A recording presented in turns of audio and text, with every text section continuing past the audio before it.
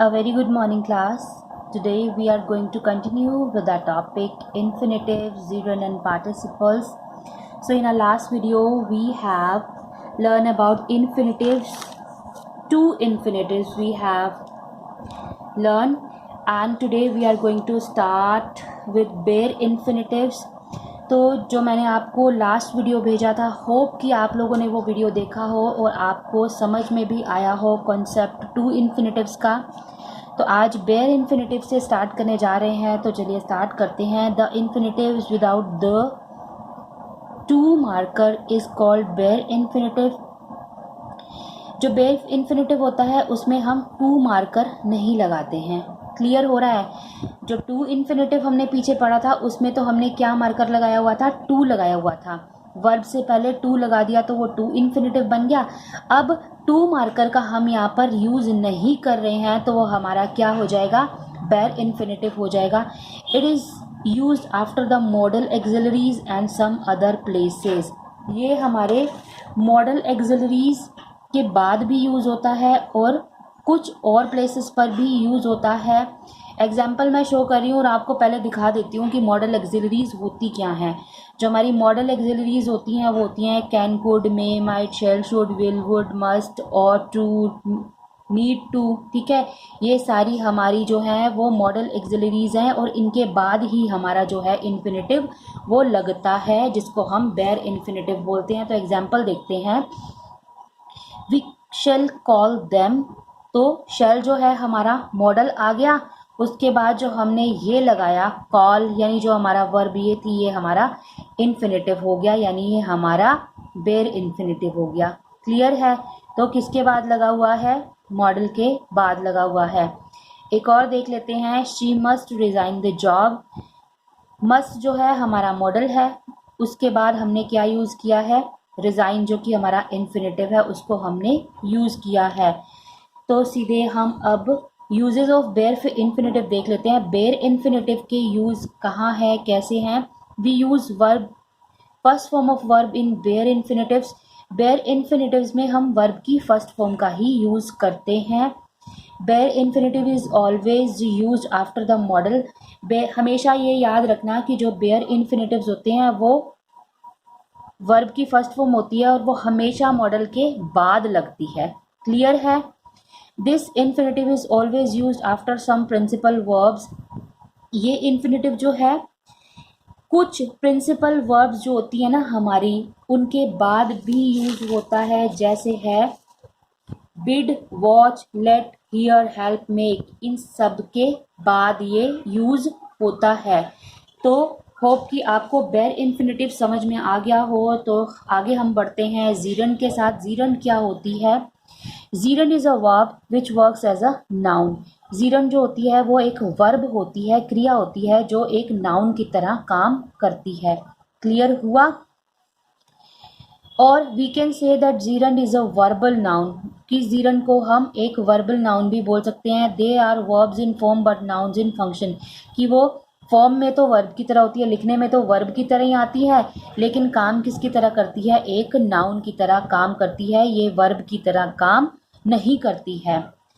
Formation क्या होती है जीरंड की? They are form by adding ing to the base form of the verb. ये जो है ing को जब हम ऐड करते हैं वर्ब की बेस फॉर्म, रूट फॉर्म, यानी फर्स्ट फॉर्म जो वर्ब की होती है, उसमें जब हम ing ऐड करते हैं तो हमारा जीरंड बन जाता है। Like infinitive, gerunds are also non-finite verbs. Gerunds are noun. Infinitive की तरह ही जो हमने दो इन्फिनेटिव पढ़े हैं, to infinitive and bare infinitive, उनकी तरह जीरंड भी जो है वो नॉन फिनिट वर्ब है। जीरंड्स आर नाउन्स। जीरंड जो होते हैं वो हमारी संज्ञा होती है, नाउन होती है। So they can be used as subject and object in the sentence. याद रखना, जीरंड जो होती है सब्जेक्ट और ऑब्जेक्ट के तौर पर भी यूज होती है। जैसे reading is a good hobby. Reading जो है वो बहुत अच्छी हॉबी है। किसके बारे में सेंटेंस में बात करी जा रही है? रीडिंग के बारे में करी जा रही है ना। तो रीड जो क्या होता है? हमारी वर्ब होती है, लेकिन यहाँ पर जब वर्ब में ing प्लस हो गया, जब ये जीरंड बन गई, क्लियर है, तो ये हमारी किस फॉर्म में यूज हो रही है? सब्जेक्ट के फॉर्म में यूज हो रही है। क्लियर है? जिस सेंटेंस में जिस चीज के बारे में भी बात करी जाए वो हमारा क्या कहलाता है? सब्जेक्ट कहलाता है। तो इस सेंटेंस में हो रही है रीडिंग के बारे में बात, तो ये हमारा सब्जेक्ट हो गया, यानी ये हमारी जीरंड हो गई। ही लाइक्स स्विमिंग, उसको स्विमिंग करना बहुत पसंद है, ऑब्जेक्ट के तौर पर यूज हुई है ये यहाँ पर। ठीक, ये हमारी कोई वर्ब और हेल्पिंग वर्ब नहीं यूज हुई है यहाँ पर, आईएनजी। क्लियर है? तो ये हमारे ऑब्जेक्ट के तौर पर यूज हुई है। She is good at cooking, वो खाना बनाने में बहुत ज़्यादा अच्छी है, मतलब उसको बहुत अच्छा खाना बनाना आता है। तो यहाँ भी वो उसकी क्वालिटी बता रहे हैं, उसका ऑब्जेक्ट बता रहे हैं कि वो किस चीज़ में अच्छी है? कुकिंग में अच्छी है। क्लियर है? तो यहाँ भी ऑब्जेक्ट की तरह यूज हुई है, तो ये हमारी जीरंड हो गई। आगे है and infinitives can be used in place of noun. Infinitives जो होते हैं वो नाउन की जगह पर यूज भी किए जा सकते हैं। Although it is a form of verb but can be used as noun, जबकि ये वर्ब की फॉर्म होती है लेकिन नाउन की तरह ही यूज होते हैं। कैसे? डांसिंग इज हर पैशन, ये जीरंड है, डांसिंग उसका पैशन है। आ गया क्लियर? इसमें किसकी बात हो रही है? क्या चीज़ उसकी पैशन है? डांसिंग उसका पैशन है, तो यहाँ पर ये जीरंड हो गया। और to dance is her passion, की डांस करना उसका पैशन है, इसमें भी नाउन क्या है? टू डांस है, तो ये जो टू डांस है वो हमारा इन्फिनिटिव हो गया। क्लियर है? जो इन्फिनिटिव्स हैं वो हमारे क्या होते हैं? वर्ब होते हैं लेकिन नाउन के जैसे यूज होते हैं। बेटे यहाँ मैं एक और चीज़ क्लियर करना चाह रही हूँ। आपने पार्टिसिपल, प्रेजेंट पार्टिसिपल पढ़े होंगे। जब आप वर्ब की फॉर्म्स पढ़ते हो उसमें first form, second form, third form को छोड़ के जो लास्ट फॉर्म होती है उसमें आईएनजी लगा हुआ होता है, वो हमारी जीरंड नहीं होती, वो हमारा प्रेजेंट पार्टिसिपल होता है। क्लियर है? तो उसमें और जीरंड में क्या फ़र्क होता है मैं वो आपको बताने जा रही हूँ। Both are same form I N G added to the base form of the verb. दोनों की फॉर्मेशन सेम होती है, दोनों में वर्ब की फर्स्ट फॉर्म के साथ आईएनजी जुड़ा हुआ होता है, लेकिन इसमें क्या डिफरेंस है वो मैं बताने जा रही हूँ। जीरंड इज नाउन, जैसा कि मैंने आपको बताया है, जीरंड जो है वो नाउन के तौर पर यूज होती है, but the present participle is generally used as verb और एन एडजेक्टिव।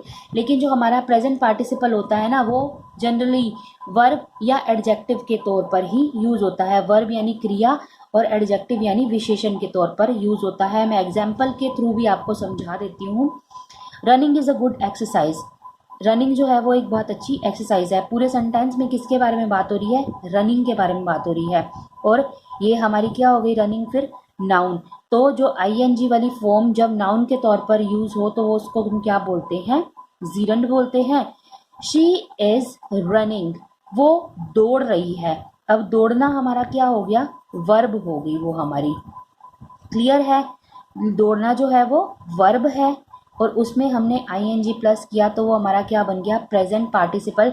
जैसा कि मैंने ऊपर बताया है कि वो वर्ब के तौर पर भी यूज हो सकता है और एडजेक्टिव के तौर पर भी।